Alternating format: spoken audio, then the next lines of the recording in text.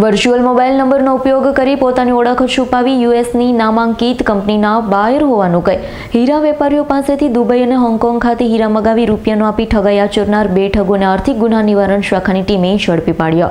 સુરતના હીરા બજારમાં વધુ એક વખત ઓનલાઈન છેતરપિંડીની ઘટના સામે આવી, જેમાં મૈધરપુરાના એક વેપારી સહિત કુલ 6 હીરા વેપારીઓ પાસેથી રેપનેટ ઓનલાઈન પોર્ટલ દ્વારા હીરાનો મોટો જથ્થો દુબઈ અને હોંગકોંગ ખાતે મગાવી પેમેન્ટ ચૂકવ્યા વગર ફોન બંધ કરી ઠગાઈ આચરી હતી. જે અંગે 4.80 કરોડની ઠગાઈ ફરિયાદ સુરત ક્રાઇમ બ્રાન્ચમાં નોંધાતા ક્રાઇમ બ્રાન્ચની આર્થિક ગુના નિવારણ શાખાની ટીમે ત્વરિત તપાસ હાથ ધરી. વર્ચ્યુઅલ એટલે કે ગેટવે મોબાઈલ નંબરનો ઉપયોગ કરી પોતાની ઓળખ છુપાવી યુએસની નામાંકિત કંપનીના બાયર હોવાનું જણાવી વિશ્વાસ કેળવી સુરતના હીરા વેપારીઓ સાથે હોંગકોંગ અને દુબઈ ખાતે હીરા મંગાવી રૂપિયા ન આચરી ઠગાઈ આચરી હતી.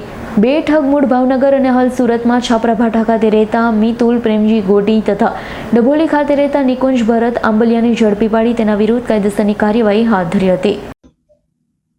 હીરા અને ટેક્સટાઇલના બિઝનેસ માટે સુરત શહેર આખા વિશ્વમાં વિખ્યાત છે અને હીરાના જે બિઝનેસ છે એ અનુસંધાને ઘણા બધા કિસ્સા એવા જોવા મળતા હોય છે કે હીરાના વેપારીઓ એના બિઝનેસમેન પાસેથી લોકો હીરા ખરીદતા હોય છે અને વિશ્વાસ ઉપર એ લોકો પેમેન્ટ પાછળથી કરવાની શરતે હીરાની ડિલિવરી અક્રોસ ધ વર્લ્ડ કરવામાં આવતી હોય છે.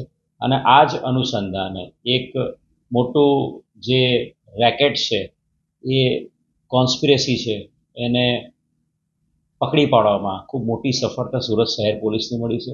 સુરત શહેર પોલીસની આર્થિક ગુના નિવારણ શાખા એની પાસે એક સ્પેસિફિક અરજી આવેલી હતી, જેમાં સુરત શહેરના 6 જેટલા જાણીતા જે બિઝનેસમેન છે એ લોકો પાસે અમેરિકન નંબર દ્વારા અમેરિકન કંપનીઓ અને અમેરિકન જે કંપનીના માલિકો અને એમના વ્યક્તિઓ છે એના નામ સાથે સંપર્ક કરીને એ લોકો પાસેથી હીરાની ડિલિવરી અલગ અલગ 7 જેટલા હીરાની ડિલિવરી આ 6 લોકો પાસેથી દુબઈ, બેંકોક, હોંગકોંગ ખાતે કરવામાં આવી હતી. અને આ 7 જેટલા હીરાની કિંમત ટોટલ $5,32,000 અમેરિકન ડોલર અને રૂપિયામાં ગણીએ તો 5 કરોડ જેટલા હીરાની કિંમત થાય છે. આ હીરાની ડિલિવરી મેં કહ્યું એ પ્રમાણે દુબઈ, હોંગકોંગ, બેંકોક કરવામાં આવ્યા બાદ જે 7 દિવસ બાદ જે પેમેન્ટ કરવાનું હતું એ પેમેન્ટ કરવામાં આવ્યું નહોતું. અને એનું અનુસંધાને એ તમામ અરજદારો છે એ પોલીસ કમિશનર શ્રી ગેહલોત સાહેબને મળ્યા હતા અને પોલીસ કમિશનર શ્રી ગેહલોત સાહેબની સૂચના અને joint commissioner of police crime branch Raghavendra Vats સાહેબના માર્ગદર્શન હેઠળ economic offences wing, crime branch અને સાયબર ક્રાઇમ 3 ડીસીપીના માર્ગદર્શનમાં ટીમો કામે લાગેલી હતી.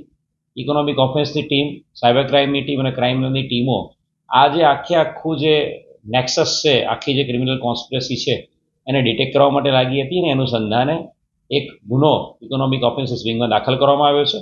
અને આ અનુસંધાને 2 આરોપી નિકુંજ આંબલિયા અને બીજો આરોપી મિતુલ ગોટી જે એમકે ડાયમંડ ફર્મનો પ્રોપરાઇટર છે, અત્યાર સુધીમાં આ ગુનામાં 2 આરોપીની ધરપકડ કરવામાં આવી છે. Bureau report S9 news Surat.